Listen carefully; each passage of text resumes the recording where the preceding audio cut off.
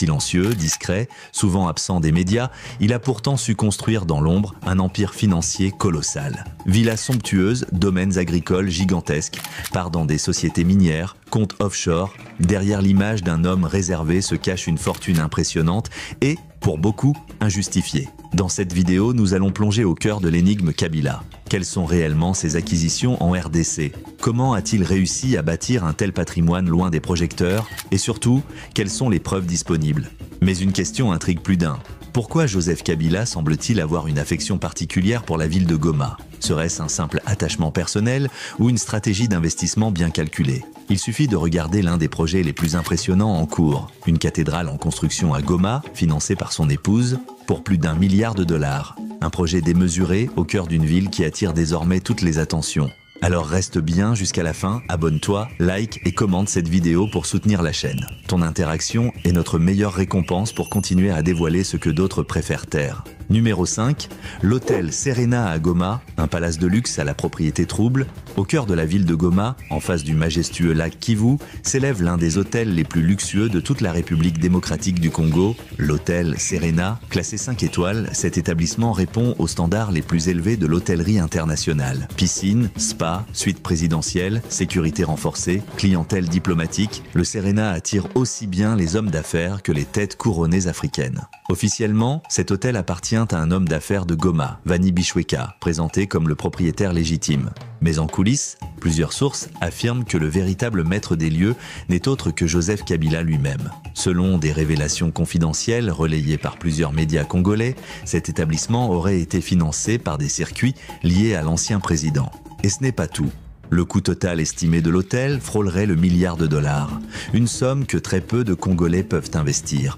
Encore moins un entrepreneur local sans liens étroits avec le pouvoir. Ce projet pharaonique alimente depuis des années les rumeurs sur les investissements cachés de la famille Kabila à Goma. Car il faut le dire, le Serena n'est pas un simple hôtel. C'est une vitrine de luxe, un signal fort pour ceux qui savent de lire entre les lignes. C'est aussi la preuve qu'à Goma, le pouvoir ne se mesure pas seulement en discours, mais en mètres carrés construits. Lors de l'inauguration semi-officielle du Serena, plusieurs journalistes auraient été interdits de poser des questions sur le financement de l'hôtel. L'un d'eux aurait même dit en plaisantant « Si vous insistez, on vous envoie dormir au Serena mais à vos frais. Alors, si tu veux que je te dévoile d'autres secrets comme celui-là, clique sur like maintenant. Si cette vidéo atteint les 1000 likes, je balance l'histoire du ranch caché en bordure du parc de Virunga dans le prochain épisode. Numéro 4, la société Égale, vitrine d'un empire, symbole d'un scandale. Pendant des années, la société Égale SARL a été présentée comme une fierté nationale. Créée officiellement pour importer et distribuer des produits alimentaires de première nécessité,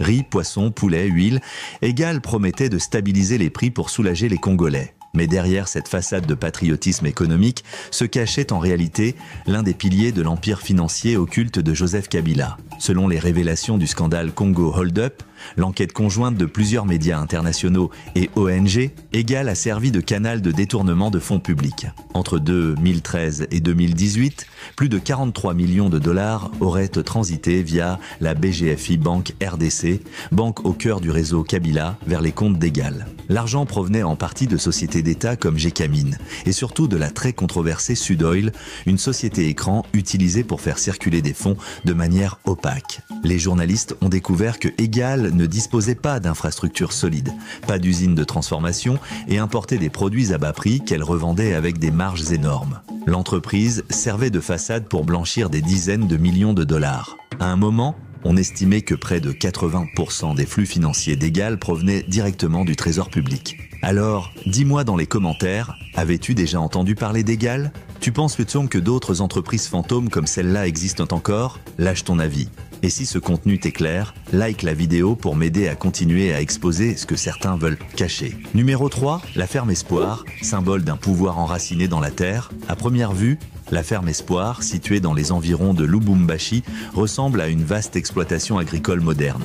Des centaines d'hectares clôturés, des engins agricoles de dernière génération, des hangars flambant neufs. Mais ce que peu de gens savent, c'est que derrière ce projet rural se cache l'un des plus grands secrets fonciers de Joseph Kabila. Officiellement, cette ferme appartient à un réseau d'entrepreneurs liés à l'ancien pouvoir. Officieusement, elle ferait partie des nombreux domaines agricoles personnels de l'ex-président. Selon plusieurs sources locales, la ferme Espoir s'étendrait sur plus de 3000 hectares. On y cultive du maïs, du manioc, du soja, mais aussi des légumes destinés à l'exportation. La ferme possède même son propre système d'irrigation autonome et emploie plusieurs dizaines de travailleurs, mais pour des salaires souvent dénoncés comme très bas. Mais ce qui choque encore plus, ce sont les conditions d'acquisition de ces terres.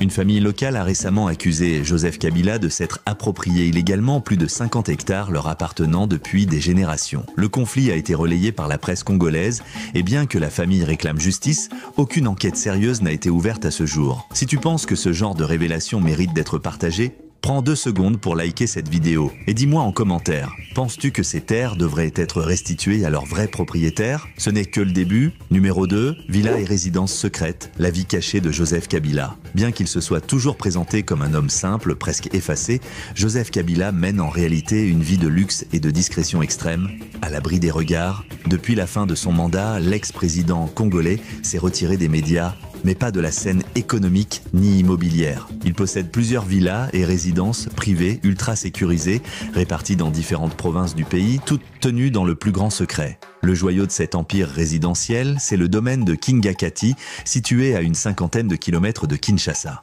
Ce n'est pas une simple maison, mais une véritable forteresse privée de plus de 19 000 hectares, avec une réserve animalière, un lac artificiel, un aérodrome privé et une garnison militaire dédiée à sa sécurité. Le domaine est inaccessible au public, interdit aux drones, et même les ministres de son gouvernement y accédaient difficilement.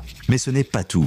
À Lubumbashi, dans le Haut-Katanga, Kabila posséderait une autre villa luxueuse estimée à plusieurs millions de dollars, discrètement enregistrée au nom d'un proche collaborateur. Des résidences secondaires auraient également été repérées à Kalemi, dans le Tanganyika, et même à Goma, une ville stratégique qu'il affectionne particulièrement. Chaque propriété suit le même schéma. Achats discrets, titres fonciers opaques, sociétés écrans comme propriétaires officiels. Les estimations évoquent une valeur totale de plus de 30 millions de dollars rien que pour ces résidences connues en RDC. Mais personne ne sait avec certitude combien de propriétés Kabila détient réellement. Un ancien employé de Kingakati aurait confié anonymement qu'il fallait signer un contrat de silence avant même d'y travailler. Alors, si tu veux qu'on entre encore plus profondément dans les secrets de Kingakati dans une prochaine vidéo, like celle-ci maintenant et commente Kingakati juste en dessous. Le vrai pouvoir se cache là où peu osent regarder. Numéro 1, le ranch de Kundelungu, un royaume caché au cœur du Katanga en haut de notre classement. Loin des projecteurs et niché au cœur de la nature sauvage, se trouve l'un des domaines les plus secrets et controversés de Joseph Kabila. Son ranch à Kundelungu. Ce gigantesque domaine est situé à proximité immédiate du parc national de Kundelungu dans la province du Haut-Katanga, une région stratégique à la fois riche en terres et historiquement favorable à la famille Kabila. Ce ranch, dont la surface réelle reste inconnue, est estimé à plus de 80 000 hectares selon certaines sources locales. Une étendue colossale équivalente à une ville entière. À l'intérieur, des infrastructures modernes ont été aménagées. Routes privées, fermes d'élevage, logements pour le personnel, zones d'entraînement et même une piste d'atterrissage non officielle selon certains témoignages. Le domaine est gardé par des hommes lourdement armés et tout survol est interdit sans autorisation spéciale.